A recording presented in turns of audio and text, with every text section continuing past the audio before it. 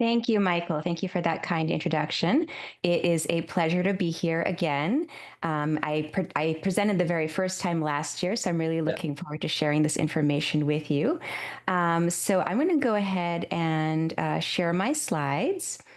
Hopefully this works okay. There we go. So I hope everyone can see my slides. Yes. Great. All right. So my talk really focuses on nutrition for vision. And again, ion nutrition going beyond carrots for longevity of vision. Now, before we begin, I'd just like to have you all think about this question for a moment. So the question is, of the five senses, your vision, your hearing, your sense of smell, taste, and touch, which of these five senses is most important to you? And I would encourage you to just put it into the chat of the five senses. Which do you value the most? I'm curious to know because depending on the audience, I get various answers, but I'm curious to know in this particular audience which you all think is most important.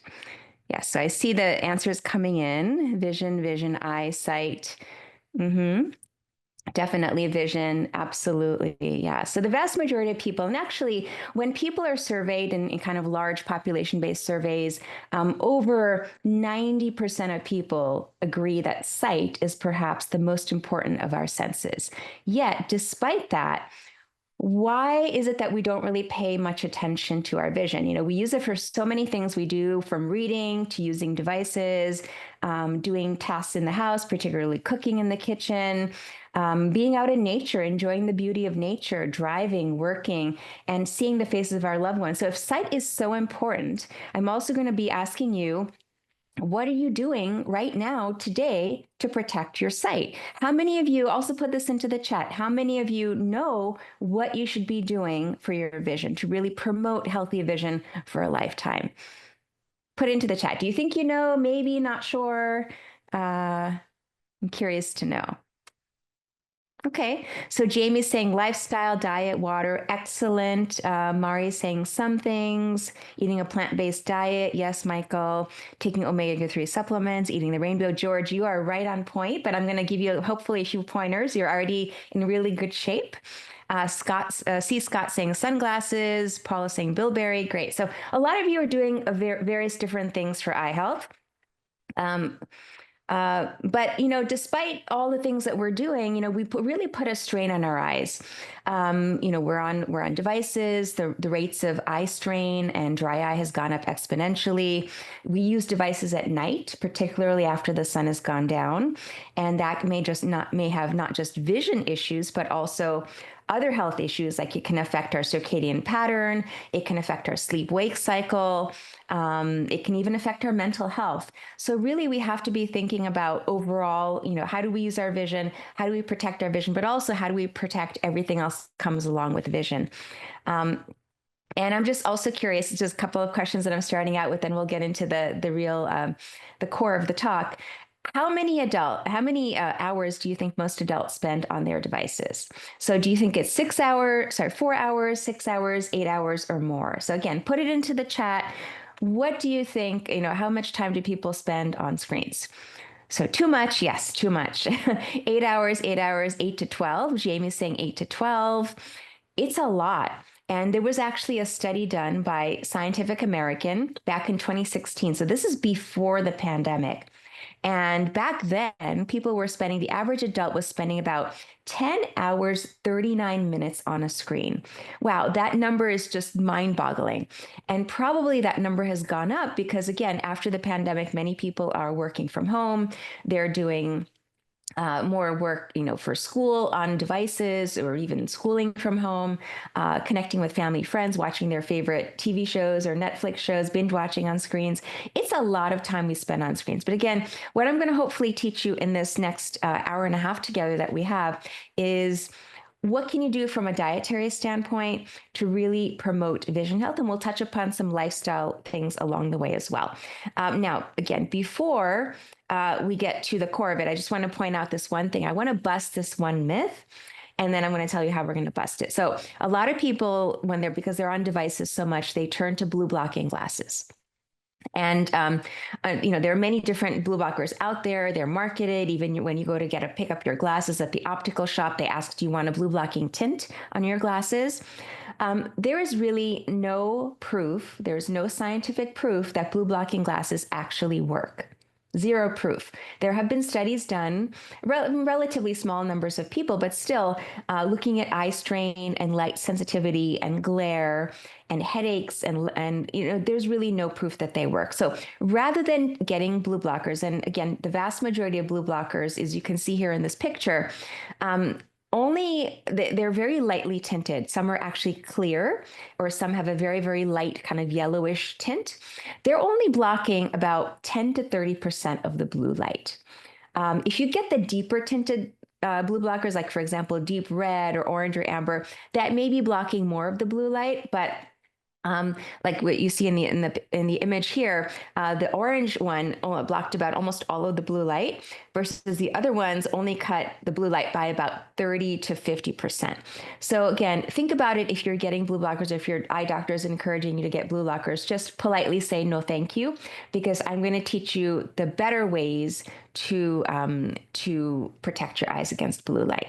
Again, it's based in nutrition. And before we get into the core of the talk, if you're interested in eye health, if you value your vision, please join us. I'm hosting an online summit similar to this summit.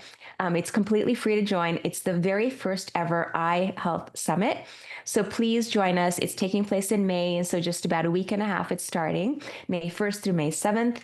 We have over 36 speakers and panelists in this summit. It has both a recorded component as well as a live component. So you can learn a lot, get a lot of your questions answered. We have over 35 different topics we're covering, not just nutrition, but the entire eye, from the cornea to the lens to the retina in the back of the eye and even the brain. So we really do the whole spectrum of eye issues, and there's some great insights. Please, please, please join us. I see that there's 164 of you on this call, so I hope that all 164 of you scan the QR code, go to our website, and join us for the summit. So let's talk a little bit about vision issues and how it may present throughout the world. So the World Health Organization, or WHO, predicts that globally at least 2.2 billion people around the world have some degree of vision impairment or blindness. And that number is crazy. So that's about 1/4 of the world's population has some vision issue.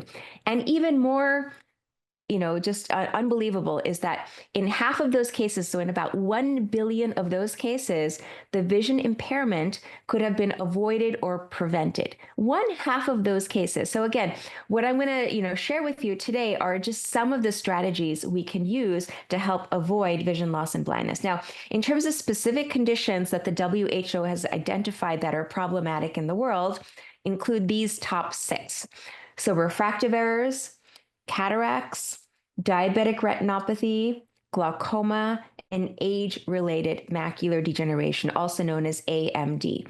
Now, in the interest of time, we won't be able to cover all of them, but the ones that, and actually all 6 of these can be improved or reversed using nutrition and lifestyle strategies.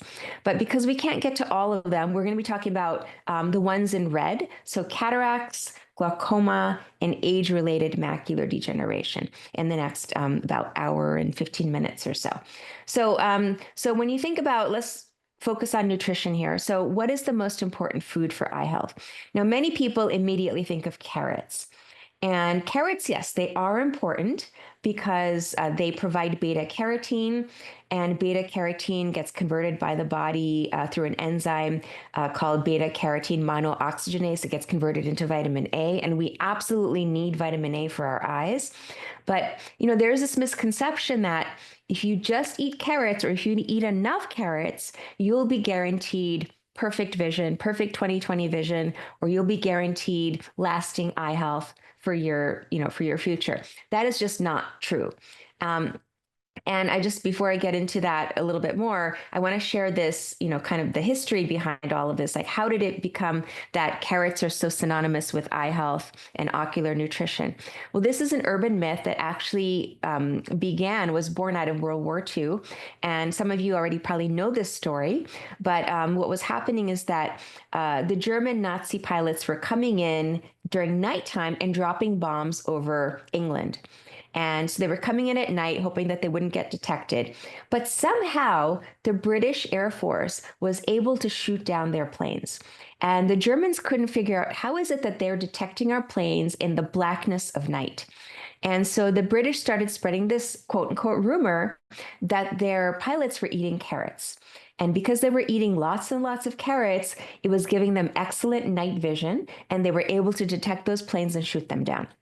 So what happened? Well, in the world, there was an explosion in the carrot industry, in agriculture. So many countries started growing carrots. The German pilots started eating carrots.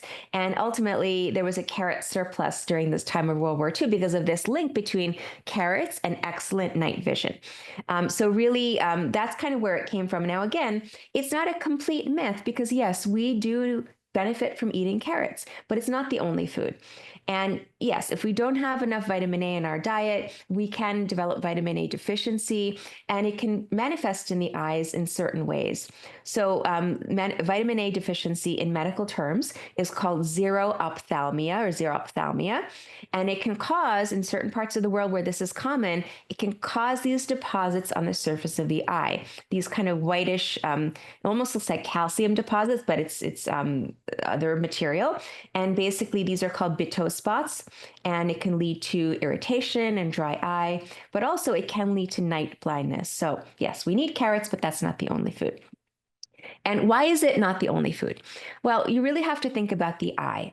And the eye, even though it's so small, about the size of a golf ball, it is very complex. There are over 40 different parts of the eye that work together to give us vision, and over 200 different cell types in the eye. Most of them are in the retina, these different cell types. But because of this complexity, it's not that we can just eat one nutrient, one food, and be guaranteed good vision. We need to have this diversity of foods and nutrients in our diet. And since I'm talking about the eye, I thought I would show you on the eye model. So hopefully you can see this. When we look at the eye, we just see like the very front of the eye here. We just see the colored part, which is called the iris. We just see some of the white of the eye. But, I'm going to just show you the eye is, again, very complex. There are muscles behind the eyes that move our eyes. But when I open it up, let me show you, give you a peek of what's inside. So it's actually such a complex structure. So in the very front part of the eye, this clear dome structure, hopefully you can see this. It's plastic in this model, but in reality, it's made out of collagen. This is the cornea, and it's curved, it's dome-shaped to allow light to come in, but also light gets refracted onto the back of the eye. So it gets focused by mainly the cornea. And then next, we have the colored part of the eye here, which is the iris. And depending on the color of your eyes, this may be blue or green or hazel or brown, various shades of brown. And in the middle of the iris is the pupil. And this is dynamic, meaning that it changes shape. So depending on what you're looking at, if you're looking at something in the distance, the pupil will be probably a little bit bigger. If you're looking at something up close, it will get smaller, helping to, again, focus beams of light onto the back of the eye. So that's a dynamic structure. Next, we have the lens. Now, again, in this model, it's plastic, but the lens is circular, but it's also, it has a thickness to it. And the lens also changes shape. So whether we're looking at something in the distance or up close, when we're looking in the distance, the lens will become thinner in the middle. And when we're looking at something up close, it actually becomes thicker in the middle. So it becomes more convex. And so that allows us to focus. And this lens, we're going to be talking about this in just a moment, this lens becomes, with age, it becomes opacified. So instead of being clear, it becomes more opaque due to oxidative stress. And that's what we call a cataract. Okay, next we have in the back of the eye, we have this structure here which is, again, plastic, but in real life this is the vitreous jelly. It's made mainly of water. The vast majority of the jelly is made out of water, but there's also proteins in there and collagen. And this is called the vitreous jelly. It helps to keep the shape of the eye. Next, we have In the back of the eye, this orange here is depicting the retina. Now, the retina is actually a 9-layered part of the eye, and it's a direct extension of your brain. The retina is normally clear, and here it looks orange just because there's a lot of blood supply behind it, so it's making it have this orange reddish hue. But the retina is the structure in our eye that captures light signals, and then processes those light signals to go to the brain, which is where our vision center is. And the way that it does that is the retinal cells capture light, send electrical signals through the optic nerve, which is this yellowish structure right here. And this optic nerve, imagine that it's a cable, and it's connecting to the vision center inside the deep part of the brain, and then to the back of the brain. So it is a direct extension. The eye is a direct extension of the brain. You can see that in the retina, there are all these red and blue lines, which depict arteries and veins. So we have a lot of blood supply back there. And then this yellow spot right here is called the fovea. And the fovea is what gives us our perfect 20/20 vision. So, the rest of the retina gives us more of our peripheral vision, but really to have good central eyesight or 20/20 vision, you need to have a very healthy fovea right here. And then I'll just show you on the inside as well. There is this brown area here, which is actually the muscle, the ciliary muscle, which controls the shape of the lens. And that muscle also is dynamic, and it helps us to focus. So that is a little overview of eye anatomy. Now, let's now talk about our ocular nutrient needs. And when we think about this, we're going to go from the front of the eye and move our way to the back of the eye. So in the front of the eye, first I mentioned that we have the cornea, which is again this like clear dome-like structure on the very surface of the eye. And we need nutrients to support the cornea, especially the tear film. The tear film is a combination of water and lipid and mucus that coats the surface of the eye and creates a barrier so that the tears don't evaporate. So in order to support all of that, the cornea and the tear film, we have glands that supply various components to our tear film. So we have the lacrimal gland, which is up here underneath our eyelid, up in the corner here. And that supplies most of the aqueous or water component of our tear. So we need water for a healthy ocular surface.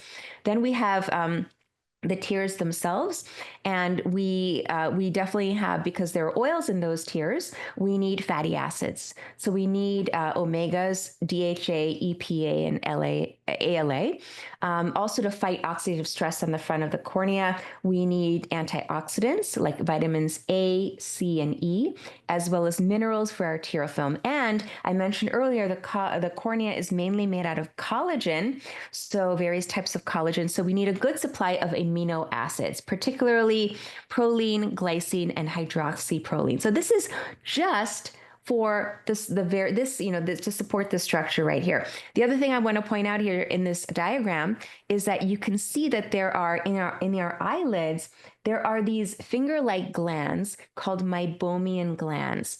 And these glands produce oils that help to coat the surface of the eye and prevent our tears from evaporating. And so again, for those glands also, we need a good supply of DHA and EPA.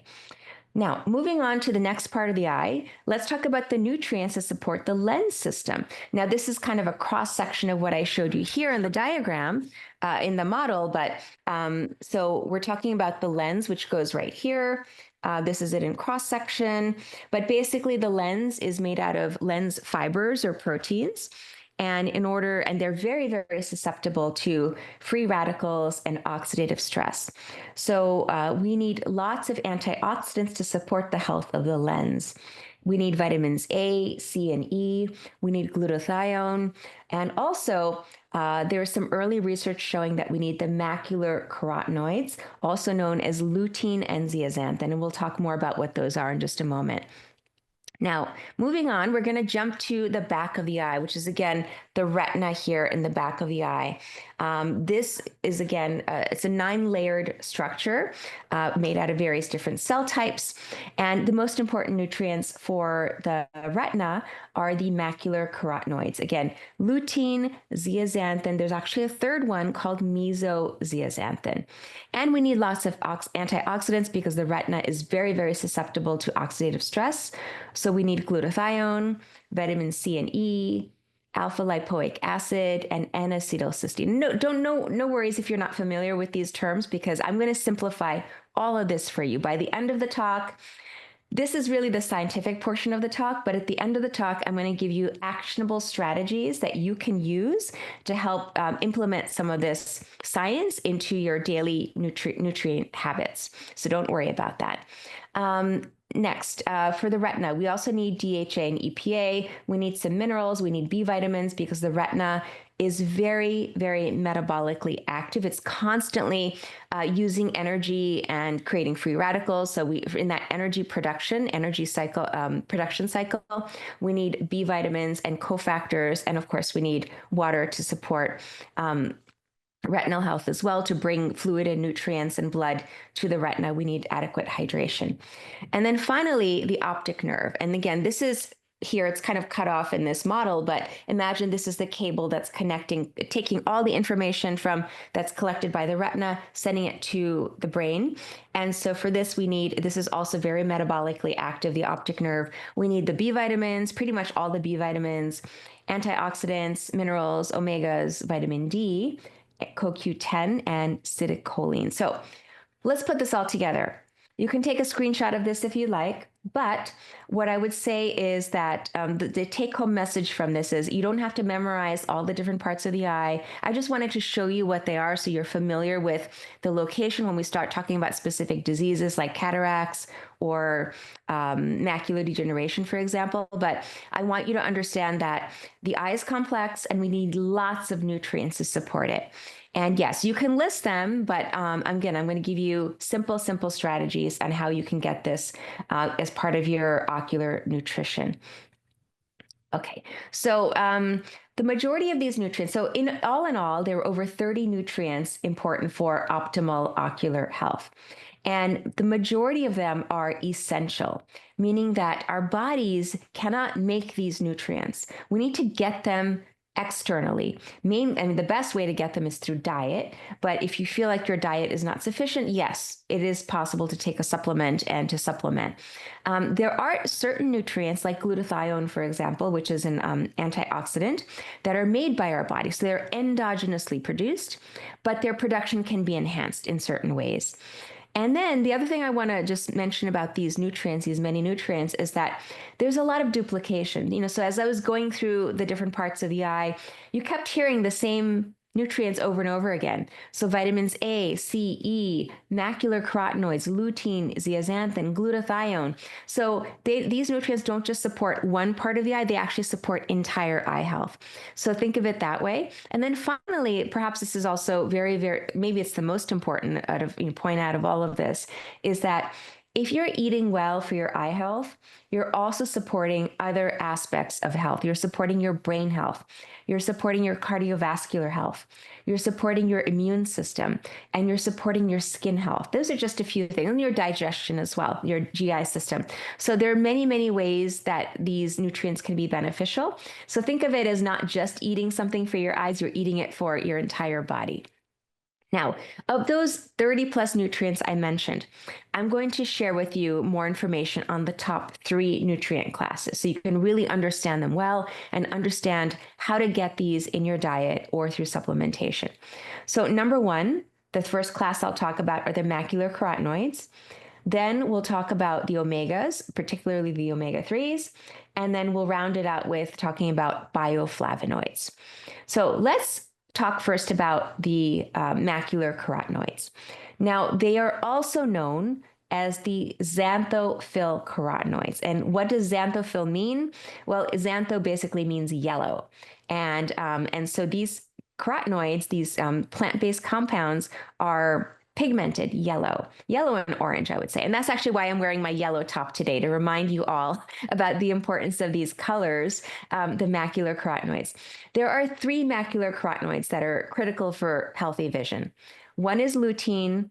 Again, zeaxanthin is number 2. And then there's a third one called mesozeaxanthin. And they are distributed, if you think about this yellow spot I showed you here, which is the fovea, this is what gives us our 20/20 vision. If you think about this, the reason why it's yellow is because this is where the carotenoids are concentrated. So nature has developed a way to extract these from, when we ingest these nutrients from our diet, to extract them from our blood and to selectively deposit them right here.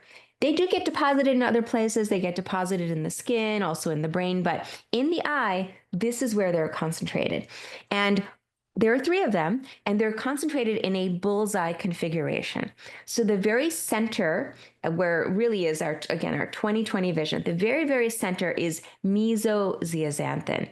And this is kind of this dark orange right here in the middle, right here.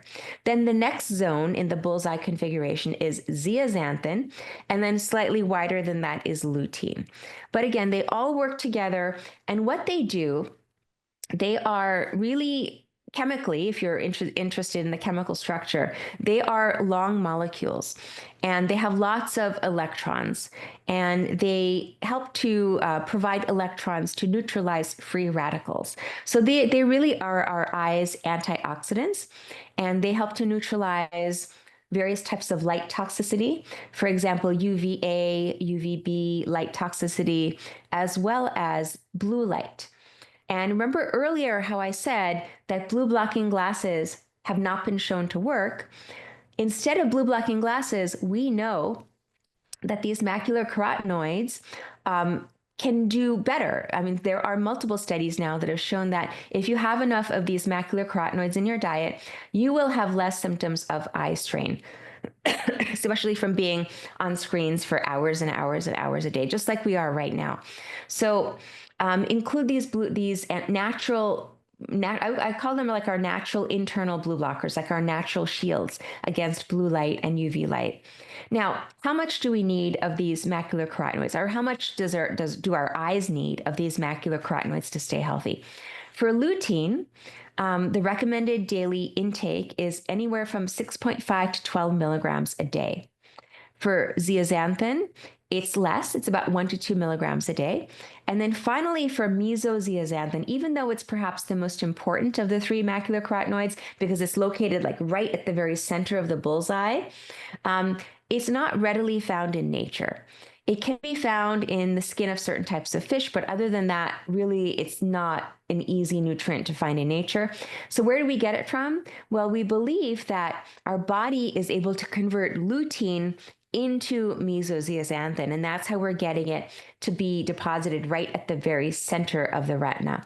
So again, have enough lutein. Lutein by far is the most important to take to get through our diet, but zeaxanthin is important as well. Now, unfortunately, most people, and if you were in my talk last year, hopefully you remember this, most people, especially people on a Western style diet, are not getting the recommended amounts of these macular carotenoids. So instead of lutein, again, there's a typo here. It should be 6.5 to 12 milligrams a day. We should be getting 1 to 2 milligrams a day. I would say we need to be getting 6.5 to 12 milligrams a day. Most people are getting only 1 to 2 milligrams a day. For zeaxanthin, again, we should be getting 1 to 2 milligrams a day. Most people are getting less than 1 milligram per day. So there's a huge gap between what we need and what we're actually getting, especially for people on a Western style diet. Now, it's actually not so difficult to get lutein and zeaxanthin if you have certain foods in your diet. But the key is you need to have enough of these foods. So dark green leafy vegetables have many nutrients. Many of you are familiar with them. They also have vitamin A, but they also are very rich in the macular carotenoids. So kale by far has the highest concentration, but also arugula, spinach, broccoli, Swiss chard, collard greens, romaine lettuce, mustard greens, dandelion greens, bok choy. These are all wonderful examples of leafy green foods that will provide you, amongst other nutrients, including detoxification nutrients, they will provide you with the macular carotenoids. Now, if you had to characterize exactly how much is in each of these types of foods. This is a graph showing you if you cook 1 cup of these leafy greens and some of the other veggies and fruits in here, but basically kale by far will provide you 23.7 milligrams of lutein and zeaxanthin per 1 cup of cooked kale. So you're well over what you need if you just have 1 cup of cooked kale per day. And then as you go down the list, you can see that it's pretty high still, up until you get to like beyond the leafy greens. Then some of these other produce like green peas, summer squash, beet greens, etc., have less, but they do have some still. And I just want to answer this right now because I know it's going to come up.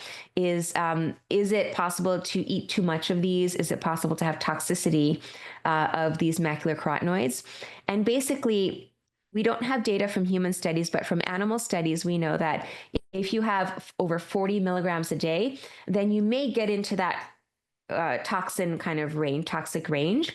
But most people, again, if they're getting 20 milligrams, 25 milligrams a day, that's perfectly fine. Honestly, I've not heard of anyone having issues by having too many macular carotenoids. It's really hard to get into those super, super toxic levels. Now, let's say that you don't like the leafy greens. They're not palatable to you. They're bitter. Maybe you have an oxalate sensitivity. Some of them are rich in oxalate, so people who have oxalate sensitivity can't have them. There are additional food sources. And I would say my go-to food source, other than the leafy greens, would be orange and yellow bell peppers, and red to some extent as well. So not the green ones. The green bell peppers do not have lutein or zeaxanthin. Rather, the orange and the yellow ones have the highest concentrations. If you love corn, corn, by the way, the scientific name for corn is Zea maize, and that's actually where the word zeaxanthin came from. So corn, especially yellow corn, has very, very high levels of, of zeaxanthin and lutein, as well as some spices like paprika and cayenne pepper.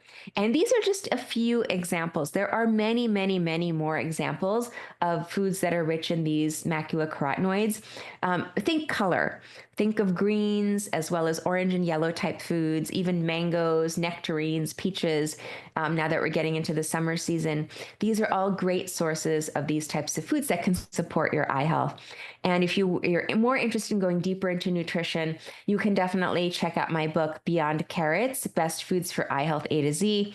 It's available on Amazon, and I go through over 40 different foods that are good for our eyes, and many of those foods are rich in lutein and zeaxanthin as well. Now, I mentioned earlier that what you eat for your eyes will also have beneficial effects on other parts of your body. So we know that studies have shown that if you have good amounts of macular carotenoids in your diet, that you will benefit from a cognitive standpoint. They can help support cognitive health, perhaps improve short-term and long-term memory, and prevent cognitive decline. We have good data on the benefits for skin health. Again, these are antioxidants, so they get deposited in your skin and they can help protect against UV light. And then there's some early work that shows that these macular carotenoids could also help protect against prostate cancer and breast cancer. Now, these studies are still quite small, but there's a lot of promise and hope. So again, what you're eating for your eyes will benefit other aspects of your health as well. Now, let's move on to the second nutrient class that is important for your eyes. These are the essential omega fatty acids. Now, you've probably all seen this diagram before, you've heard about this, but there are different types of omegas.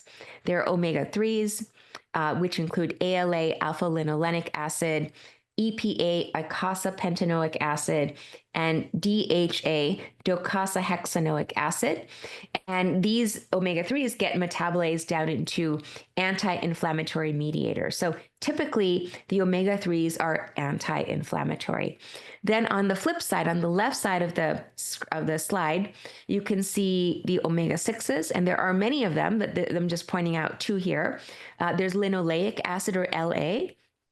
And unfortunately, that pathway gets converted into arachidonic acid, or AA, which then leads us down a pro-inflammatory pathway. So in general, the omega-3s, now I'm generalizing here, but the omega-3s are anti-inflammatory, and the omega-6s tend to be pro-inflammatory, except for one. There is one exception here, which is GLA. It's an omega-6, and it's gamma linolenic acid. And that's been shown to help with dry eye and other systemic health benefits as well. So that's the one exception when it comes to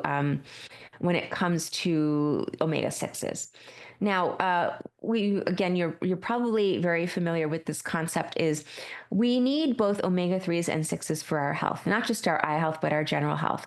These omegas help to make up our cell membranes. They are essential for various different physiologic processes in the body, but it's really the balance that we need to think about. The balance of 6-3. And basically, the higher omega-6 and lower, lesser ratio of omega-3 you have in your diet, the more inflammatory your body state will be. Versus on the other hand, the more omega-3s in comparison to omega-6s you're going to have, so it's the ratio that's important, the 6-3 ratio, a lower ratio will be associated with less inflammation. So it's really a balance, and it's not that you should villainize all omega-6s and exclude them from your diet. That's not the case by any means. It's about balancing the 6-3 ratio.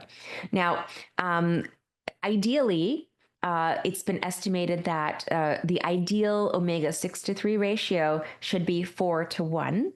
However, we know that many people, especially those on a Western style diet, will have much, much higher ratios, meaning that their bodies are more driven towards a pro-inflammatory state. So these ratios can be anywhere, depending on which study you look at, 12-1 ratio, 30-1 ratio, or even a 50-1 ratio, which is really crazy to think about that. But definitely it's more of a balance. And it's been estimated that the way our ancestors used to eat, they probably had more of like a 1-1 ratio or a 2-1 ratio, but nothing like what we have in our modern society, unfortunately, for many populations. Okay, so let's talk a little bit more about omega-3s in relation to the eye. So we know that DHA, or docosahexaenoic acid, the highest concentration of DHA in the body is actually in our retina, in our retinal photoreceptors. And as I mentioned earlier, the retinal photoreceptors are very metabolically active. They're constantly turning over, meaning that their cell membranes are constantly regenerating as they process light energy. So we need a good supply of DHA to maintain that physiologic process. And beyond that, we know that DHA also has a very high concentration in the brain, and it's about 8% of our brain weight. And our brain health is intimately connected with our eye health. So when you have omega-3s in your diet, you are benefiting not just your vision, but your brain, as well as many other organ systems in the body. Now, with EPA, or eicosapentaenoic acid, we know that this particular omega-3 is very, very important for dry eye. Very important. It's also important in the prevention of macular degeneration and overall for sustaining retinal health. So these are the omegas in relation to what they're actually doing in the eye. Now, what are some foods that are rich in omegas? Now, most people immediately think of fish, like the smashed fish in particular, sardines, mackerel, anchovies, salmon, and herring. But I'm a big proponent of plant-based sources of these omegas. And so these are just some of the plants that provide us with healthy omega-3s. You may not think of them as having high concentrations, but you can definitely get your omega-3 requirements from a plant-based or plant-rich diet alone. As you can see, there's some duplication here. Now, I was talking about the leafy greens before. I was talking about cruciferous vegetables before, like broccoli, etc. They can serve both purposes. They can provide you with macular carotenoids, and they can also provide you with healthy omegas. So consider including some of these foods in your diet. And then the last nutrient class I'm going to talk about before we move on to talking about specific eye diseases are the bioflavonoids. So bioflavonoids are compounds found in plants. They are very potent antioxidants, and they protect plants from disease, from infections, from oxidative stress, and from apoptosis, which is programmed cell death. And bioflavonoids in general, there are over 4,000 of them identified so far in nature, but they tend to provide color to the plants. So when you're thinking about, having a rainbow diet, it's probably rainbow because it has lots of nutrients, many of which are bioflavonoids. So these are just some of the bioflavonoids that you can see in foods, and you can see the rich array of colors here. Oh, sorry, I think I hit something there, and I think I lost my screen share. Oh, okay. I think we're okay. So sorry about that. Yeah. Okay. All right, so what do we know about the bioflavonoids and eye health? Well, there was a great review paper published over 15 years ago on the potential of bioflavonoids in the prevention and treatment of ocular disorders. And this paper, if you're interested, it's a great summary. And even though it's published 15 years ago, it still has some great information and science, kind of a compendium of the science that's been done on this. But there are many bioflavonoids, and these are the ones that have been studied for eye health. The anthocyanidins, quercetin, curcumin, which is the active ingredient in the spice turmeric, EGCG, which is epigallocatechin 3 gallate, which is the active ingredient or a bioflavonoid in green tea, apigenin, and hesperidin. So there are over 4,000 in nature, but these 6 have been the most studied for eye health. And let me give you some examples of what they've been shown to help with. So anthocyanidins are deeply pigmented bioflavonoids typically found in darker fruits like berries. So for example, blackberries, bilberries, blueberries have very high concentrations of anthocyanidins. They have been shown to be helpful for rhodopsin regeneration. Again, rhodopsin is the pigment that helps us to process light energy. They also have been shown to be helpful to relax this muscle here, which is the ciliary muscle. I am sharing my screen, aren't I? I just want to make sure. Hopefully. Okay. Sorry, I'm just making sure that I am. Yes, we see your screen. Okay, I think something on my screen has changed, but it's okay. So as long as So you I can see your screen and I see you holding up your eye model, if that Okay, helps. okay, good. Because I can't see both, but I'm only seeing the screen. So I want to make sure you can see this. So this brown in here is the ciliary muscle that helps us to change the shape of the lens in the eye. So we think that we know that anthocyanidins can help relax this muscle. It also helps to release nitric oxide, which may have benefits for glaucoma. So all in all, anthocyanidins we believe can be helpful for asthenopia, which is eye strain because this muscle will be relaxed, axial myopia, which is lengthening of the eye that can happen in children that can lead to myopia, and glaucoma as well with the release of nitric oxide. So these are some potential applications of anthocyanidins for eye health. And as I mentioned earlier, these are the foods that are richest in these anthocyanidins. So blackberries, blueberries, bilberries, and some of the red colored berries as well, though not as high concentrations, but in different types of anthocyanidins like raspberry, strawberry, goji berries. Now, quercetin. We know that quercetin can play an important role as an anti-inflammatory bioflavonoid. And so we know that quercetin can maybe have anti-inflammatory and antioxidant effects on the cornea and conjunctiva. So it can help to prevent scarring and some degenerative conditions that happen on the surface of the eye. And in terms of food sources of quercetin, again, elderberries, which depending on where you live in the world may or may not be available, but elderberries have very high concentrations of quercetin, but also red onions, which are my favorite, white onions to a lesser degree, cranberries, hot peppers, kale, and you can see down the line, there's some quercetin in these other foods as well. So there's lots of different places or different foods from which you can get quercetin. Now, I'm not sure how much time we have left. Michael, is it half an hour left or You can go as long as you want. I mean you can go another half hour if you want to. If you want to go a little bit longer than that, if you have information to share, that's great. And then whatever time you leave up, I'll do for Q&A. But you're doing such a thorough job, so you can Okay, do so content. I think I'll go for another half hour, and then we'll have half an hour for Q&A, if All that's right. okay. Yes, Okay. perfect. Okay, Thanks. great. So now let's talk about what I promised you in the very beginning of the talk is how we can use these nutrients to prevent against certain eye diseases. So let's first talk about cataract. Now, cataract, as I mentioned earlier, is when the clear lens inside the eye begins to opacify.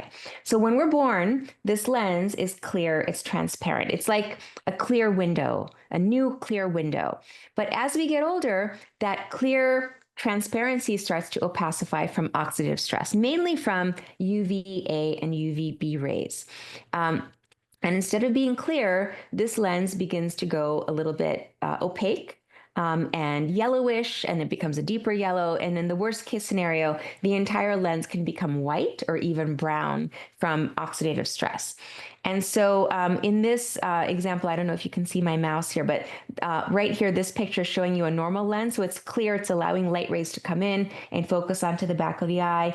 But when a cataract develops, you can see that there's kind of this whitish cloudiness right here. It blocks the light from getting in, and it scatters the light, so a clear image is not focused onto the back of the fovea in the back of the eye. So patients experience decreased vision. Some people have glare. They have trouble with night vision or especially night driving. And they can't read as well. So these are some of the common symptoms of cataracts as they develop. Now, there are different types of cataracts. So when your eye doctor looks into the back of your eye, we can see what the cataract looks like. And this first image up here on the left, so the top left image, is the most typical type of age-related cataract. So you can see this kind of yellowing right here in the center. So imagine there's an opacity blocking the light coming in.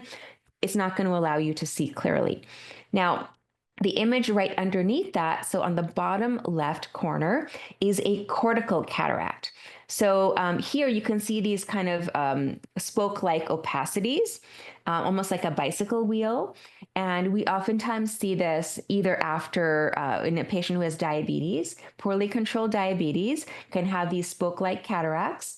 And sometimes even some metabolic conditions can have these spoke-like cataracts, or even trauma can cause that. Now up here, this is an anterior lens opacity. So this is an opacity right on the very front part of the lens. And sometimes we can see this type of cataract with certain dermatologic conditions. Where people, or especially eczema, can develop this type of cataract. And then finally, the bottom right corner, this picture right here, you can see that this is this white opacity. Really, it's prohibiting any light from getting into the back of the eye. This is caused by trauma. So this really like dense type of cataract. So the bottom line is there are different types of cataracts. Your eye doctor can help diagnose what type of cataract it is and give us a clue as to what's causing the cataract, whether it's age-related or diabetes or trauma-related or perhaps some other systemic condition. We can tell that in the back of the eye. Now, I mentioned earlier that people can have very blurry vision. So this is just a graphic showing you on the left is what someone with normal vision would see. So you can see that the faces of the children are very clear. The colors are very vibrant. It's just very easy to see their faces. On the right is how someone with a cataract may see. Now, again, depending on the type of cataract, patients may have different symptoms, but there's a generalized kind of blurring, and colors look a little bit more faded. They're not as vibrant. And pretty much like all of the vision can be affected. So not just the central vision, but across the board, there can be a blurring of vision. So how can this is a question I get from almost all of my patients. How can I prevent my cataracts? Well, the most important thing is, I mentioned earlier that they develop because of age and oxidative stress. But there are people who don't have, despite having older age, who may have some degree of cataract, but they don't necessarily have to have any treatment for it. And why is it that some people need to have cataract surgery and other people can go into their 80s, 90s, or 100s before they need cataract surgery or any treatment? It probably has to do with diet. And we know that people who are on a plant-rich diet, at least 2 to 3 or more cups of fruits and veggies a day, particularly colorful fruits and veggies a day, have decreased risk of cataract progression. And why? It's because those nutrients in the foods, in the plants, are providing antioxidants to help fight oxidative stress. And also some of those nutrients can help improve our own natural antioxidants, like glutathione, for example. And so there are many, many antioxidants that are used by the body. Some, again, are made by the body, which include these up here. And then some we have to get through diet, which include some of the vitamins, even minerals like selenium, polyphenols, and phytochemicals, which some of them are bioflavonoids. So there's some overlap there. But the bottom line, the take home message here is, well, for cataract prevention, eat a diet that is rich in these antioxidants, and it will help to fight oxidative stress in your lens. I'm going to skip this right here. So these are some examples of foods that you should be including in your diet for cataract prevention. Number one, the leafy greens plus some of the cruciferous vegetables. Number two, the berries that have all those great anthocyanidins. And then some of the other carotenes that we can see on the top right corner, carrots, quercetin, there's some peppers in there, oranges, the citrus bioflavonoids, and then avocado. It's got a lot of healthy fats as well. So these are just some examples of how you can include these foods in your diet. Now, what do we know from the large studies? Again, I mentioned this earlier, looking at diet and cataract incidence. These were very, very large studies done mainly in Europe, but we do know that, again, the goal is to have, and I'm a big proponent of the more the better. So, the studies may have shown 2 to 3 servings per day, which may not even be a full cup, but I'm a big proponent of having at least 3 to 5 cups of colorful fruits and veggies in your diet every day to help fight cataracts. I'm going to skip this here one moment. Okay, so now what about lutein and zeaxanthin? We do know there was one study called the KREDS study, carotenoids in age-related eye disease study, which was part of the Women's Health Initiative. And so we do know that they can be helpful as well in fighting cataracts. Now, in addition to that, now I'm going to mention a lifestyle strategy here. So we talked about nutrition. In terms of lifestyle, the sun by far, or excessive sun exposure, has been linked to cataract formation. And so even though, yes, we know that there are many other benefits of sunlight helping produce vitamin A or enhance vitamin A production by our bodies, and also mood benefits, etc., benefits for our circadian rhythm. When it comes to our eyes, it is really important to protect our eyes from direct sunlight, especially when the sun is highest in the sky.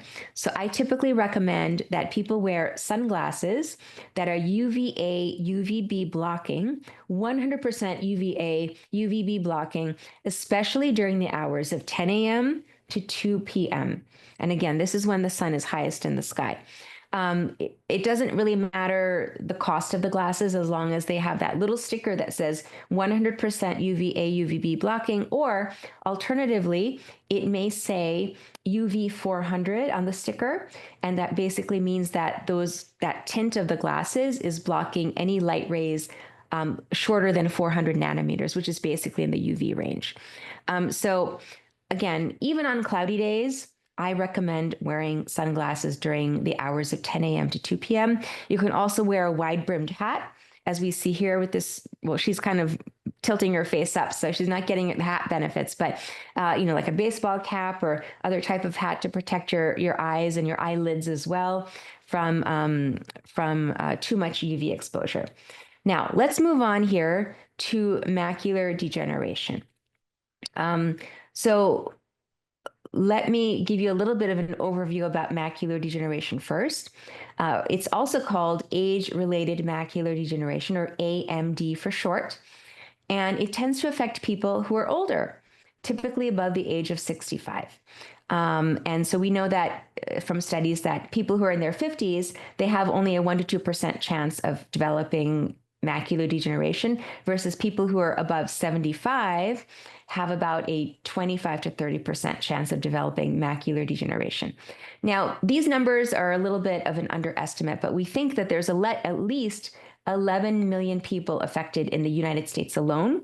I recently saw another study that estimated that there are at least 20 million people in the US alone with macular degeneration. And another thing I want to point out is that because the eye is a direct extension of your brain, macular degeneration is considered a neurodegenerative disease. And typically, when we think about neurodegenerative diseases, we think about Parkinson's disease or Alzheimer's disease. Macular degeneration far, surpasses either of those two conditions in terms of how frequent it is. So really, macular degeneration, or AMD, is the number one neurodegenerative disease, not just in this country, in the US, but across the world, more than the number of people with Parkinson's and Alzheimer's disease combined. And so let's talk about what macular degeneration looks like in the back of the eye. Now, this, the image I'm showing you on the left is an actual person's retina, or an optic nerve. This is, what the model looks like, but here's the optic nerve here. So we see that as this kind of orangish red circle right here. That's the optic nerve. These are the blood vessels that come off the optic nerve. And what the arrow is pointing to is this darker area right here, which is the macula. And you can't really see it in this image, but at the very center of that, there should be a tiny little yellow dot, which is the fovea, and that's where the macular carotenoids are deposited. So again, think of it like a bullseye. So the retina is a bullseye. The more peripheral parts of the retina give you your peripheral vision. The closer you get to the center of that bullseye, the higher resolution vision your retina is processing. So in macular degeneration, what happens? Well, the disease process happens in the macula, which is basically the area between these blood vessels here. This area here, I don't know if you can see my cursor, but is called the macula. And so on the left, you see a normal person's retina. And on the right, this is someone with dry macular degeneration. And what happens is that there are waste products that develop underneath the retina. And these waste products develop mainly because the cells underneath the retina are not able to kind of clear those waste products very well. So actually, instead of the condition being called macular degeneration, it really should be called retinal pigment epithelial cell degeneration, because those are the names of the retinal, of the cells underneath the retina that are kind of our waste collectors. So basically, these deposits form. They look, when we look in the back of the eye, we can see them, your eye doctor can see them, and they may look yellowish or kind of like an off-white color. And they look like roundish deposits, almost like little stones or pebbles. And in German, the word for small stone or pebble is Drusen. And so we call them, or is Drus, which is the singular. And so we call these little deposits Drusen. So multiple stones or pebbles, pebble-like deposits underneath the retina.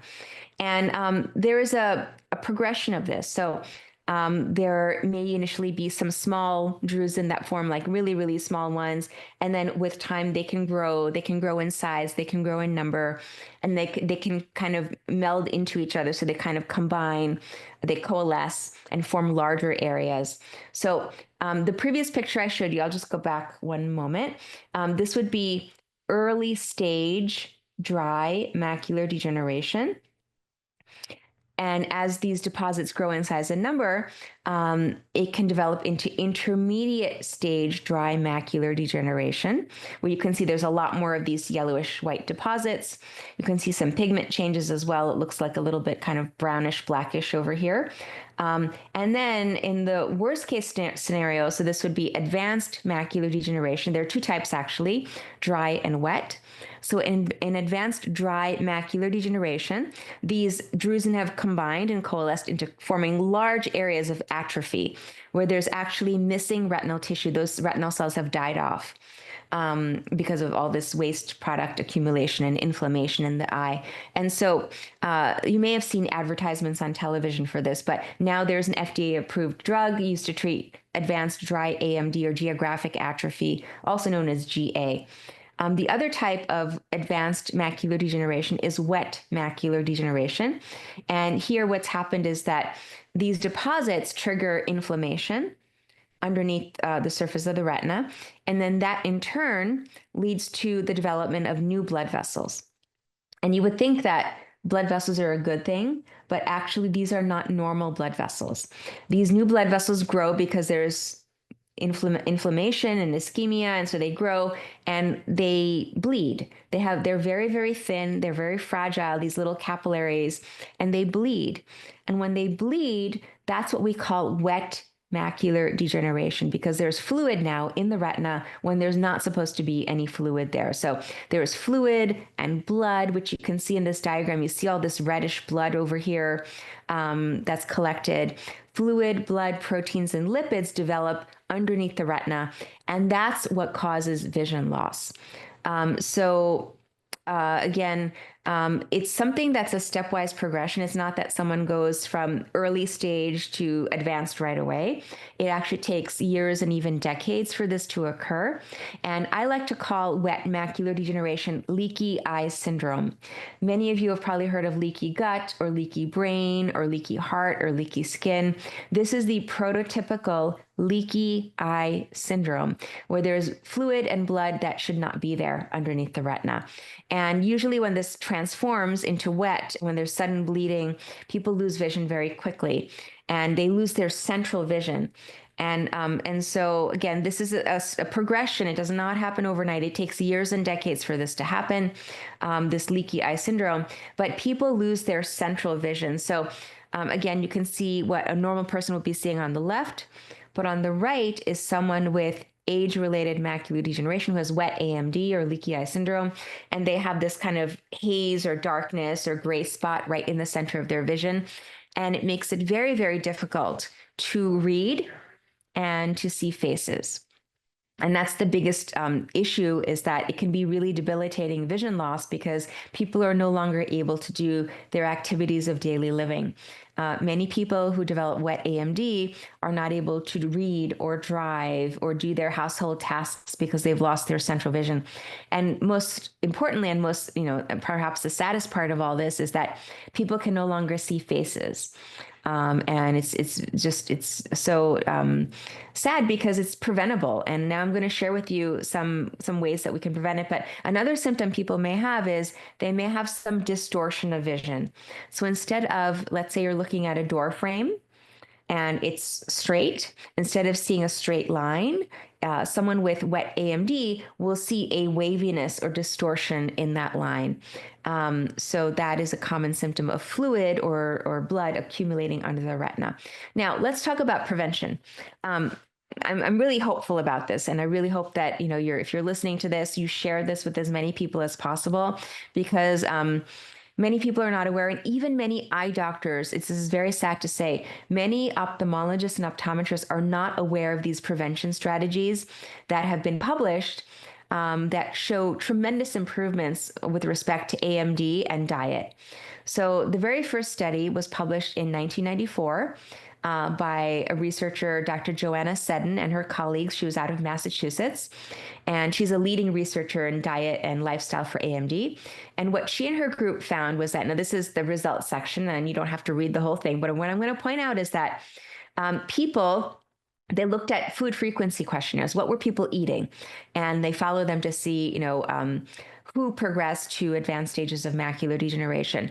And what they found was that people who were in the highest quintile of carotenoid intake had a 43% lower risk of developing advanced AMD than those in the lowest quintile.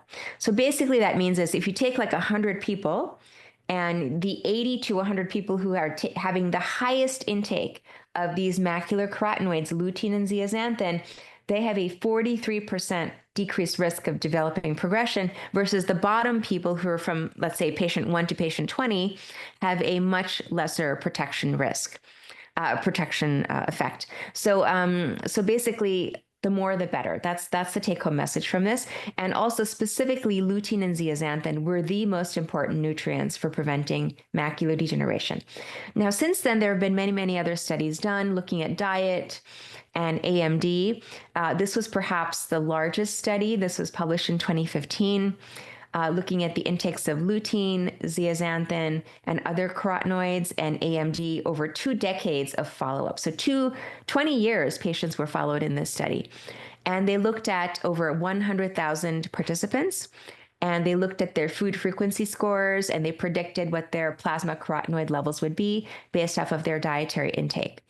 And to sum this up, I'll just say that people with the highest carotenoid intake scores had the least rates of AMD progression to advanced AMD by 40%.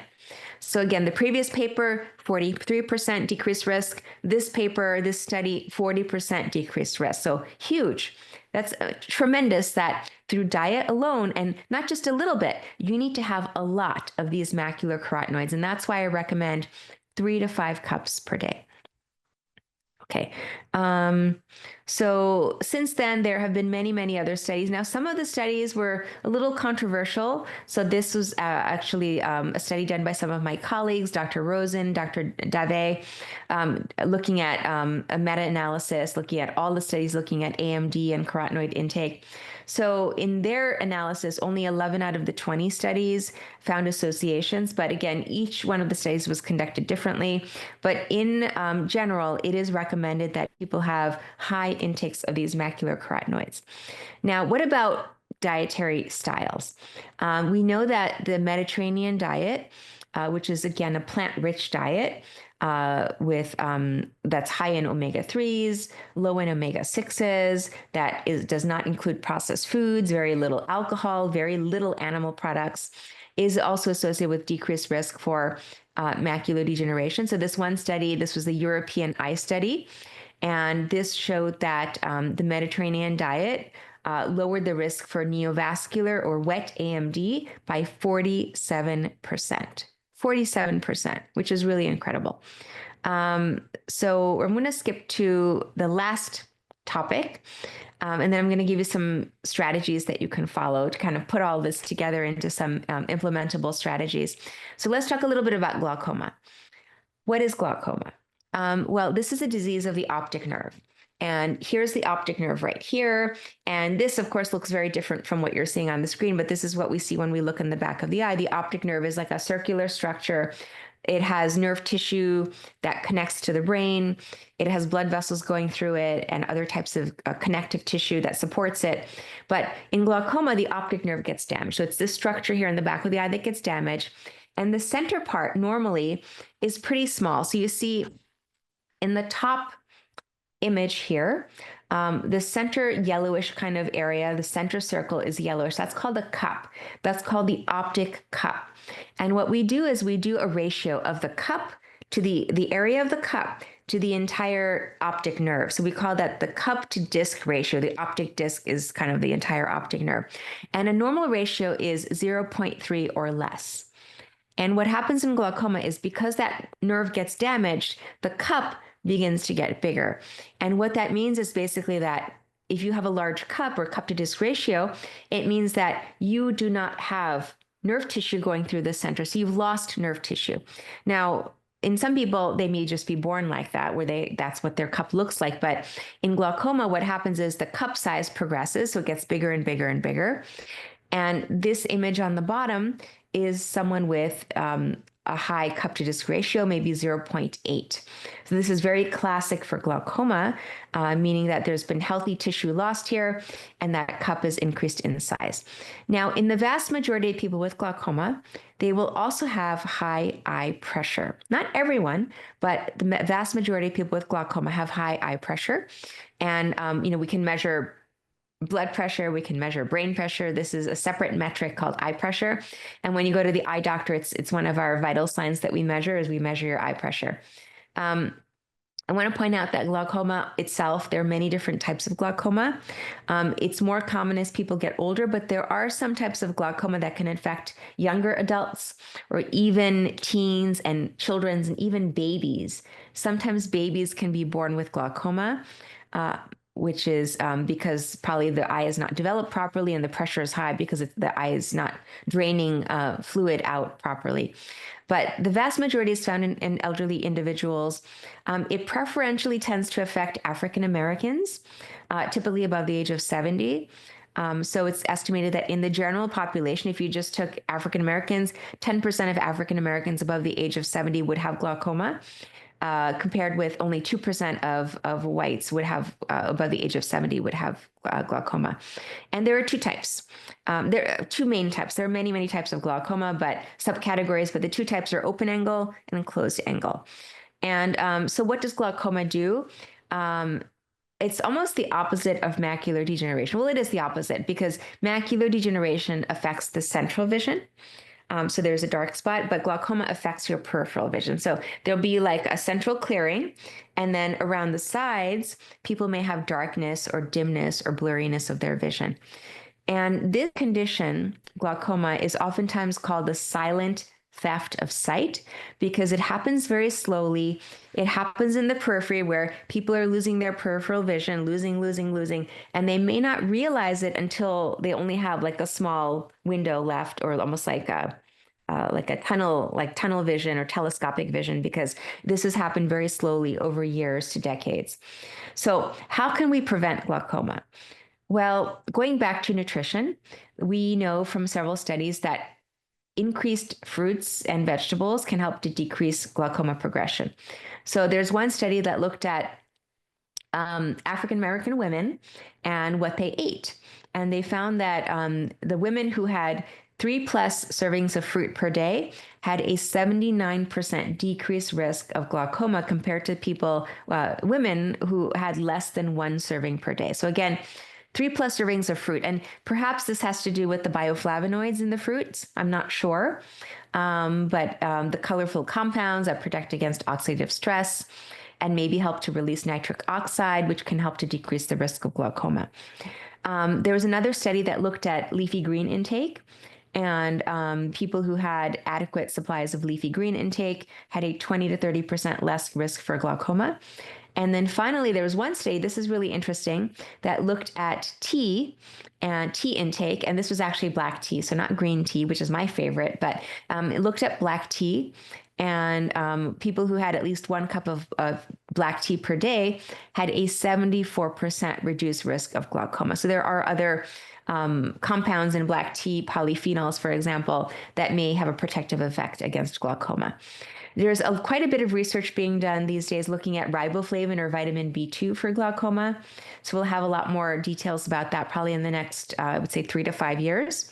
And there's also studies looking at magnesium and other nuts and seeds for glaucoma, like vitamin E and omegas for glaucoma. There's a lot of research being done with respect to nutrition and glaucoma, which I'm really happy about.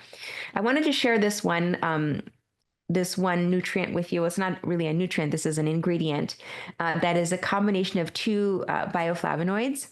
It's a combination of pine bark, French maritime pine bark. Now, where they got that from, I'm not sure, but it's from the French maritime pine tree. But they took pine bark extract and they combined it with bilberry, which is a deeply pigmented berry. And they created this ingredient called mirtogenol. And it is commercially available, and it can be available in certain supplements in supplement form. But they looked at 38 patients who had high pressure in their eyes that we call ocular hypertension. And they found that the group is a small group, but still, the people who took the supplement had a 3-millimeter decrease in their eye pressure and improved blood flow to the back of their eyes based on color Doppler compared with the group that took the placebo. So basically, you can take the supplement with, the bioflavonoids in it and benefit by having decreased eye pressure potentially. Now, you may think that, 3 millimeters, that's not a big amount, but when it comes to the eye, it is actually quite significant. Normal eye pressure is anywhere from 10 to 21 millimeters of mercury. So by lowering the eye pressure by 3 millimeters, it can make a big difference in protecting the optic nerve. Let's say you have a pressure of 22, for example, and you can get it down to 19, that can be quite beneficial. All right. So when it comes to eye disease, all in all, I'm a big advocate of this I guess, adage that was initially written by Benjamin Franklin back in the 1700s. An ounce of prevention is worth a pound of cure. And this is so important when it comes to eye disease. If you eat the right way and adopt the right lifestyle habits, and we didn't get a chance to talk about this, but also Being sedentary will increase your risk for eye issues, or not exercising enough, smoking, exposure to toxins, chemicals, fumes, also air pollution, especially with the recent forest fires we've had throughout the country. All of this can potentially impact eye disease. So all of those are important in addition to nutrition, but it really is about preventing your exposure and optimizing your internal defenses, including antioxidants, et cetera. And I really do believe that the best way to prevent vision loss for life is through eye healthy nutrition. And the last few minutes I'll just spend, and then we'll open up to questions, but on some simple tips that you can all implement to help to support your eye health using nutrition. So this is a talk I typically give for my colleagues in the eye health space. So that's why it says how to counsel patients on an eye healthy diet, but how to achieve an eye healthy diet. So number one, which hopefully many of you are already doing if you're joining this conference because you've learned from the other speakers, but it is to eat a plant-rich diet. So a diet that's rich in vegetables, mainly leafy greens and cruciferous vegetables, fruits, particularly berries, nuts, seeds, legumes. And the goal is to strive for at least 5 cups of veggies and fruits per day, 5 cups. And a simple way to do this, and I share this with many of my patients, is they may be overwhelmed at first, like, how do I get 5 cups a day? I barely get, 1 cup in on a daily basis. A simple way to do this is to have a daily green smoothie. And this is the recipe that I recommend, which is 3 cups of leafy greens, 1 cup of colorful berries. It can be whatever berry your choice, but try to include some darker berries in there. 1 to 2 tablespoons of seeds, 1/4 cup of nuts, plant-based milk of your choice. And then if you'd like, you can add some protein powder in there. And I also love this, add some dates in there. Some dates provide other nutrients, including fiber, but it also gives it a little bit more sweetness. So if you're not a big fan of the leafy greens because of their taste, they may be a little bit bitter, but the dates really add to that, and it makes it quite a delicious smoothie. So you can get all of your ocular nutrition needs all in one go in 1 green smoothie a day. Okay, number 2, which many of you also already know, which is to eat the rainbow. So you can see that there's a beautiful array here of colors, going from the darker colors on the right. You have some blacks, violets, blues, purples, to the greens, various different shades of green, orange, yellow, red, and multiple shades of that. And you can even include some browns and whites in here as well. And again, if you're interested in learning about which specific foods I most recommend to my patients for eye diseases, please check out my book, Beyond Carrots, Best Foods for Eye Health A to Z. It's available on Amazon. And when I say eat the rainbow, I always remind my patients this is not what I'm talking about. I'm not talking about artificial colors. I'm not talking about candies like Skittles or M&Ms. Get it naturally. Get it the way nature intended. And as part of this, strategy, I tell my patients, try to diversify your colors as well. So don't just eat the same foods day in, day out. You want to have some diversity and cycle through some of these colors. And I love this, the rule of 21, which is basically what that means is most people eat 3 meals a day. So breakfast, lunch, and dinner. So that's equivalent to 3 meals a day times 7 days a week is 21 meals per week. And I try to tell them strive for a different color with each meal. So you get at least 21 different colors during the course of the week. And this way, you will automatically, without having to count the nutrients and think about the foods, if you're just looking at the colors, counting the colors, you will get all of those, probably most of those 30 plus nutrients your eyes need to stay healthy by just cycling through all of these beautiful colors of the rainbow from natural foods. Strategy number 3 is to avoid SAD foods. And many of you are already familiar with this. SAD stands for SAD, Standard American Diet, which is what we see here.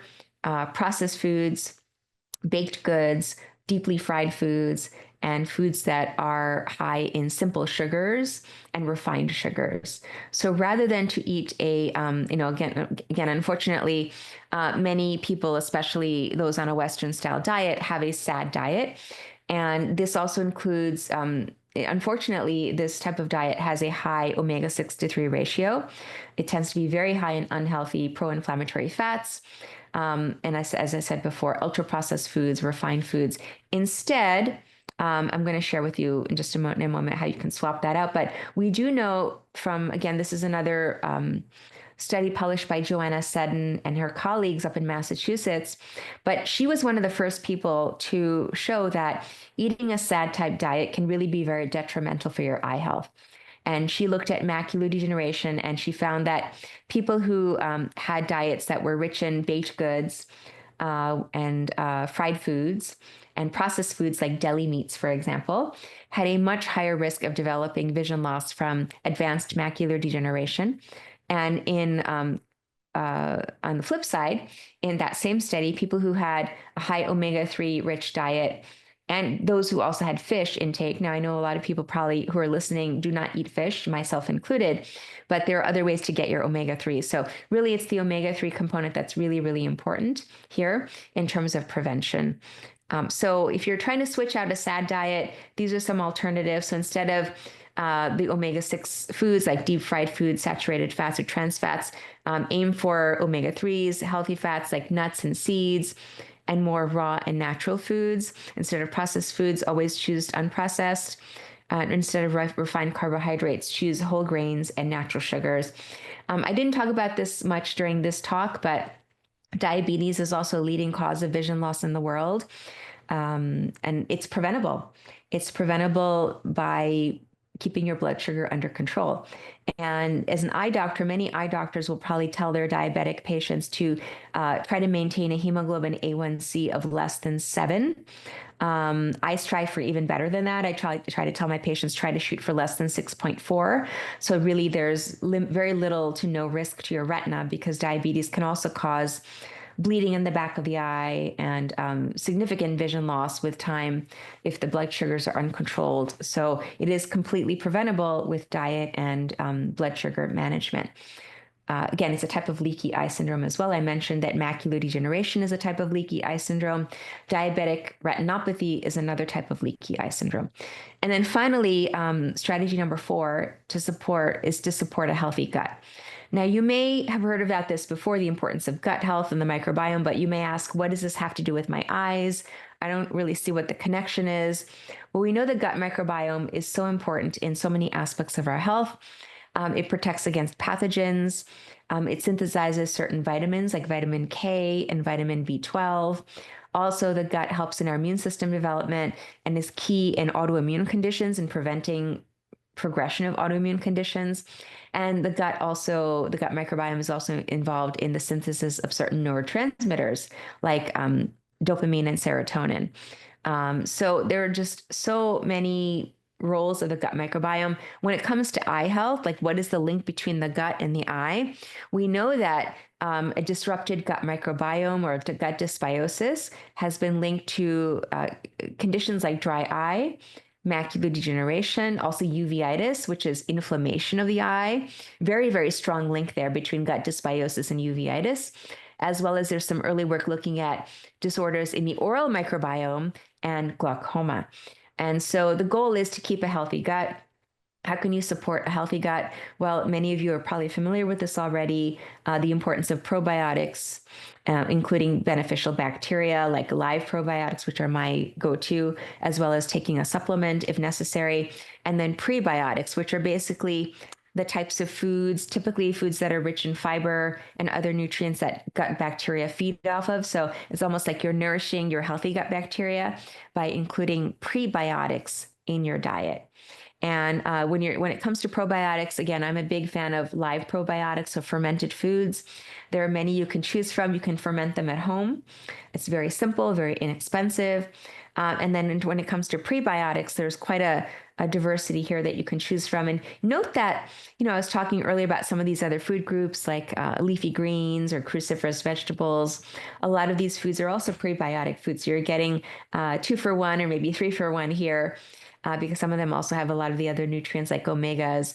Notice cayenne peppers on here. Cayenne pepper is also rich in lutein and zeaxanthin. So there's a lot of overlap here. and how you can support your gut health and also support your eye health. So in summary, just a couple more slides, and then I'll open it up to questions.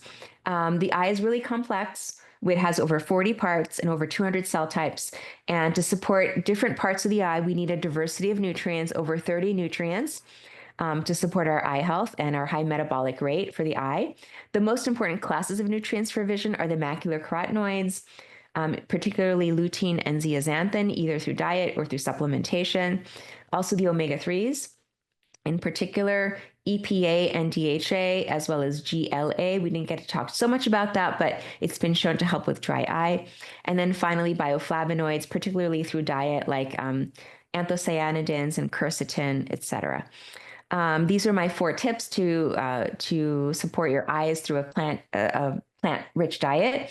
Number 1 is a plant-rich diet. Number 2 is 21 colors a week. It's the challenge, 21 colors a week. I also tell my patients, especially if they have young kids, families, try to make this a fun family event. Try to strive for 21 colors a week. So maybe put up a chart on the wall on your refrigerator, and write down like how many colors has each person gotten during the course of the week, and make it a fun kind of a contest within the family. Okay, so the next strategy is to avoid sad foods and swap them out for other foods. And then finally, support the gut microbiome. So I'm a big fan of this. Another adage that's been accredited to Hippocrates, though in reality, we know that this was introduced by ancient civilizations like ancient Mesopotamia, ancient China, ancient India. Let food be thy medicine, and let medicine be thy food. So incorporate all of these beautiful, amazing nutrients from nature in your diet, and your eyes will thank you. They will maintain healthy and clear vision. And finally, if you wanted to go further, these are my books: Beyond Carrots, Best Foods for Eye Health A to Z, and then Dr. Rani's Visionary Kitchen. For those of you who are interested, I actually have a plant-based version of this as well. All of the books are available on Amazon. So if you just go to Amazon, you can find them and learn a lot. I've just given you kind of an overview, but the books really give you a much depth, more in-depth analysis, and over 40 foods that you can incorporate into your diet to protect and preserve your vision. If you're interested also in finding out if you think you're eating well enough to support your eyes, I have this online tool that I've created called the Nutrition IQ Test. You can scan the QR code, and it will ask you a couple of questions, very simple questions. It takes less than 5 minutes to do this. Questions about your eye health, your eye history, your systemic health, your family history, your family eye history, and then your current dietary intake. And then it'll give you some recommendations on which types of foods you need to incorporate more into your diet. And this really, the Nutrition IQ Test really goes hand in hand with the book, Beyond Carrots. So you can use them together, because the Nutrition IQ Test will tell you, okay, these are the types of foods you should focus on. And then you can find those food groups, like specifics about that, in the book. And then finally, if you wanted to reach out, my website is there. It's drranibanik.com. I do offer both in-person and virtual consults. Virtual consults would have to be for people who are in New York State, because I'm only licensed in New York State right now. You can also follow me on social media. The biggest platform I have is Instagram, so I share a lot of great tips on nutrition advice and general eye advice, as well as migraine, because I'm a big... I do a lot of migraine in my practice as a neuro-ophthalmologist. I take care of a lot of patients with migraine, and I myself have migraine, so I share a lot of tips on that. And finally, if you're on Facebook, these are my Facebook groups. I have a lot of them based on different conditions. I have one specifically dedicated to macular degeneration, so you can find me there. And then finally, this is my last kind of a plug for this, the Eye Health Summit.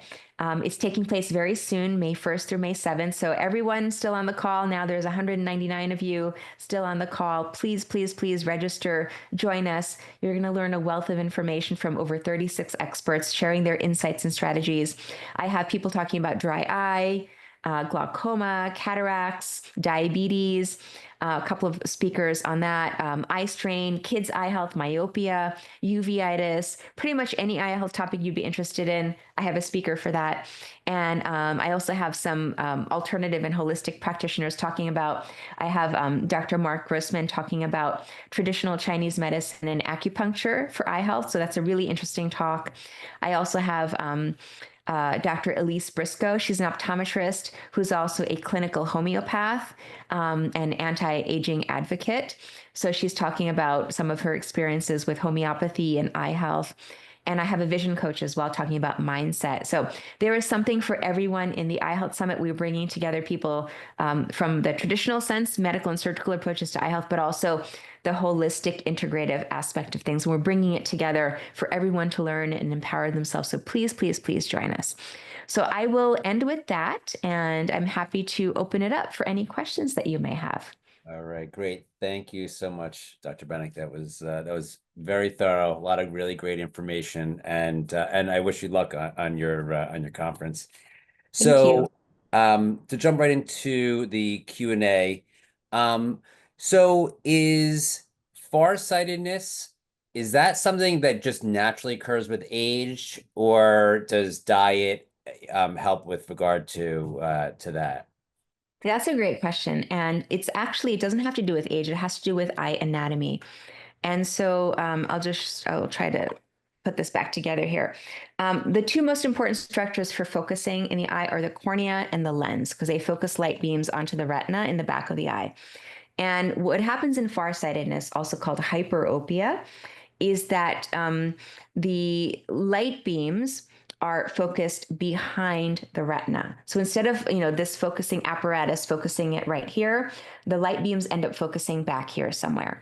And so what happens is that this lens has to try really hard to refocus it up closer to the back of the eye. So this is something that has to do with the shape of your cornea and the length of the eye and the ability of the lens inside the eye to focus. So it's actually not, farsightedness is not a diet or lifestyle related issue. It's really an anatomic issue. And many people who have farsightedness, they maybe do fine for most of their life because this lens is able to continually change shape and focus. But when we get older, into our 40s, 50s, the lens becomes a little bit more stiff and it's not able to focus. And then people may actually end up needing correction like glasses or contacts, et cetera. But it's not nutrition and lifestyle, unfortunately. So, all right, so we're talking about for reading glasses, right? Yes, for reading glasses, so this happens to almost everyone, usually by our late 40s, 50s, is that this lens, not only does it become opaque, it becomes very stiff. So normally it's constantly changing shape depending on where we're looking. If we're looking in the distance, it's more flat. If we're looking up close, it becomes thicker in the middle. But imagine this like a tree trunk. And each year, there are more and more layers of protein deposits in the lens. And it's like the tree trunk is getting thicker and it's becoming more rigid. And that's what happens with difficulty reading. We call that presbyopia, is that the lens becomes more rigid and it's not able to change shape and it makes it more difficult to read. So that's really what's happening. This is a physiologic change. And in terms of diet, the one thing that I came across in my research is that having those anthocyanidins or the berry extracts and things like that, that may be beneficial. So if you're suffering from presbyopia, and you're having really a lot of trouble reading, which many of us do, again, after 40s, 50s, include more berries in your diet to try to make that lens more supple and a little bit more flexible. So diet does bear. I'm really trying to fight off my nearsighted glasses, so or my farsighted glasses, my readers. So there's a lot of talk about like microplastics and all of that stuff in the world and affecting our health in general. And then we wear contact lenses. We have plastic placed in our eyes with I assume it's plastic for the cataract lens. Is that So it's acrylic or silicone. Okay. Do those substances in and on our eye have any sort of health impact that we should be concerned about? That is a great question. I'm so glad that whoever asked asked this because it's a concern. Okay, you asked it, Michael. Okay. So luckily, contact lenses, I'll start with that first. Contact lenses sit on the surface of the eye. Most of them are made out of silicone-like material, and most of them are mainly made out of water. And really no other additional plastics or any of those types of compounds added. And they've been around for decades and decades and decades. And if they really caused significant vision problems, we would have known by now. because Okay. millions of people around the world wear contacts. So I wear contacts myself. So contacts are very, very safe. Sometimes they can cause dry eye, or sometimes people can actually develop an allergy to that, but that's the rare case, but the vast majority of people do just fine with that. Now, what about the lens implants? Now, so what happens in cataract surgery is when this lens is cloudy, we remove it, we actually take it out of the eye, but we need to have something put in there to help us focus. Otherwise, we're not going to be able to focus those light ray beams onto the back of the eye. So we put an implant right in here where the lens used to sit. And that implant is tiny. It's about 12 to about 12 millimeters or so in diameter. It's really, really small. People don't know that they have it because it's sitting behind the colored part of the eye. In general, that's made out of acrylic type material or a silicone type material. And the material is made to be inert, and it's not made to trigger any kind of inflammation. And again, these materials have been used inside the eye. They're actually placed inside the eye for decades and decades and decades with no significant adverse effects like toxicity or anything like that. If they did cause issues like that, we would have known by now, and the FDA would have outlawed all of this technology. So in general, it's very safe. And I'll add one other thing. The reason why this all came about, this whole concept of intraocular lens implants, is because this also goes back to World War II. There was an eye doctor by the name of Harold Ridley. And what he noticed was that there were some pilots who had glass, like shards of glass in their eyes. So basically, like the glass from their plane cockpit. If there was an explosion, it blew up, and some of it ended up in their eye.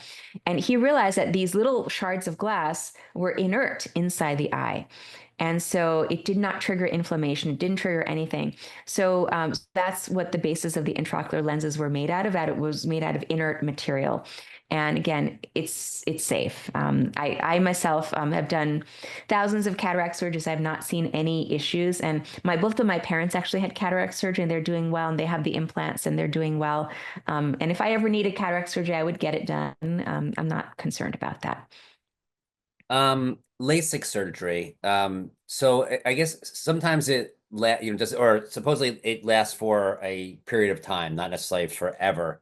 Can you explain why that is? Is that changes in the eye? Does it mean that the surgery failed? What is that? Yeah, it's not that it failed, it's that your eye has changed. So LASIK is done right here, only on the cornea. It's the very, very front part of the eye. So the cornea is reshaped using a laser.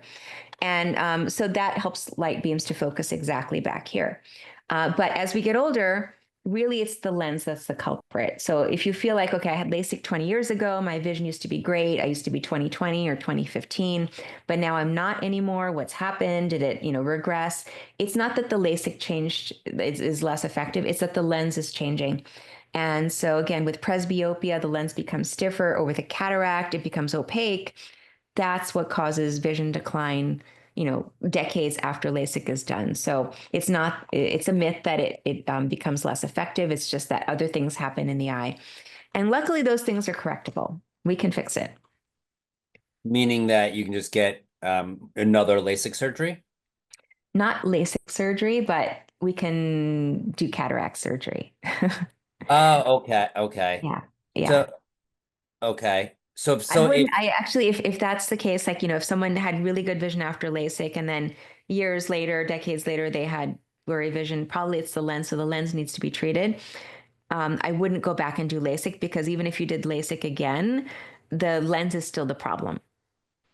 Okay, so then when you go to an eye doctor, they check the lens and they would say, "Hey, your lens is okay."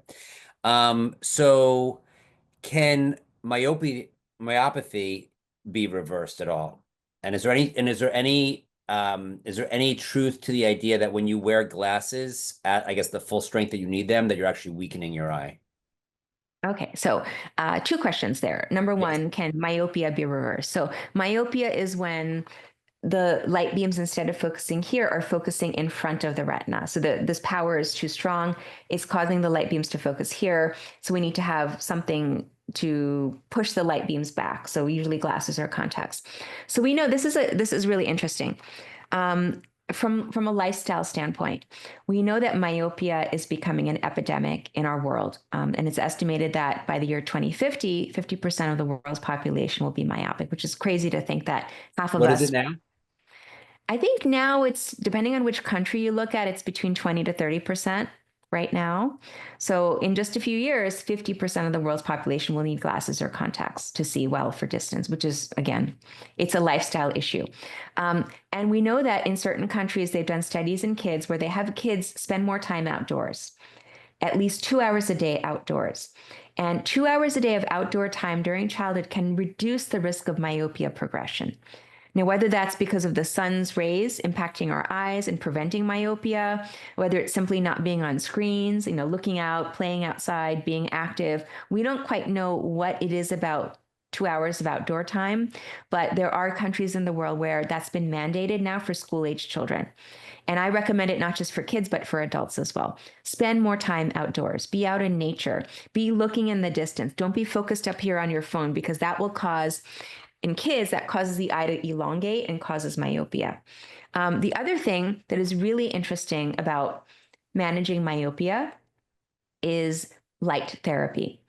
And there is really interesting work being done with what we call photobiomodulation, or PBM, various wavelengths of red and infrared light.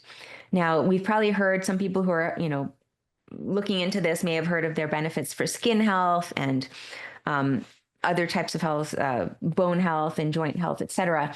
But there is evidence to show that light therapy, and now it's FDA approved actually, can be helpful for glaucoma and macular degeneration. And there's some early studies in kids with myopia. Let's go back to myopia, that these light rays can help to slow myopia progression. So I would recommend, if you're interested in, protecting your eyes, I recommend to a lot of my patients to start doing light therapy at home.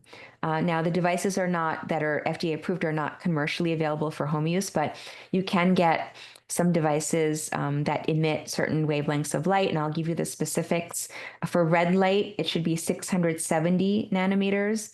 And for infrared light, it should be 860 nanometers. So those are the two wavelengths that these devices have been, the ones 670 and 860. And the way to do it is, it's really important that if you're going to do this, that you do it the right way to not risk any damage to your eyes. You should sit at least 12 to 14 inches from the device, and you should do it with your eyes closed, so the light goes through your eyelids. You don't want to do it with your eyes open. Eyelids closed for 3 minutes, 3 times a week. So it's not every day. That's all you need. That's what the studies have shown. 3 minutes, 3 times a week, eyes closed, 12 to 14 inches away from your light source. Great, thank you. So in the supplement world, it's unregulated. There's a lot of fake stuff out there. Is the UVA and UVB label on sunglasses, is that something that people can trust if it's on a pair of sunglasses, or is that something that may be subject to companies just putting it on? That's a great question. I've thought about this also, because many people buy things online, especially through Amazon, and you don't know where it's coming from. It's unregulated. You're absolutely right. But you should be able to take your sunglasses, again, it may have the sticker, it may be counterfeit. We don't know. You should be able to take your sunglasses to an optical shop and they can test it for you. That's what I would suggest, is to get it checked. Like, if you're unsure, if it's a reputable brand and the label is, if you don't know if it's counterfeit or not, get it checked. Have them check it for you. And does it matter if sunglasses are glass versus plastic? No, that should not matter, as long as it has that UV filter inside of it. I also like, for sunglasses, I also like the larger styles, because they, even like wraparound styles, because it not just protects your eyes. Like, you can get like the really small round ones, which are, I guess, like John Lemon type glasses, but those are really small. I actually prefer the bigger ones, because they protect your eyelids as well. And your eyelids, again, can be susceptible to UV damage, and you can get eyelid cancers like squamous cell or basal cell carcinoma on your eyelids. So I like the bigger type, and even the wraparound. If someone's really light sensitive, they may be sensitive to the beams coming in through the angles of the sun, like from the corners of the sunglasses. So the wraparound style can be useful. It's not the most stylish, but if you need to be comfortable and protect your eyes, then that's what I would suggest. And do the color of one's eyes matter with regard to their response to sunlight? Yes. And I'm so glad you asked. This is another great question. So the lighter your eyes, the more sensitive you will be to various wavelengths of light, and also more sensitive to certain diseases. So we know that even though blue eyes are beautiful, they're, so striking, gorgeous, people who have blue eyes are more susceptible to macular degeneration and vision loss. And we think it has to do with the pigment, not just in the iris, the colored part of the eye, but the pigment in the retina. Is people with lighter colored eyes have less pigment in the retina and less protection from that, lower amount of pigment. And the same is true not just for eye color, but for skin tone and hair color. So we know that people who are fairer, who have fairer skin tones, and people who have blonde hair, unfortunately, are more at risk for macular degeneration as well. Is that because all of those types of people have less pigmentation in their retina? That's the presumed reason, is that there's just less protection, less pigment. And so for those people, it's even more important to eat right and to wear the sunglasses to protect their eyes. So we just have about a minute left. So one quick question. Sun gazing is popular with certain people, specifically early in the morning. What are your thoughts on sun gazing with regard to eye health? Yeah, so I'm not against it, but I would say if you're going to do sun gazing, practice it in a safe way. And so, first of all, before 10 a.m.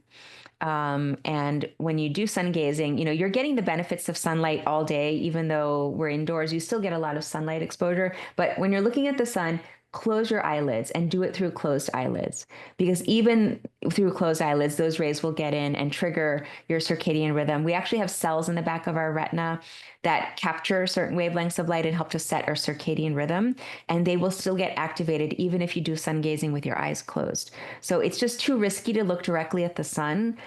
We should not be looking directly at the sun, staring at the sun.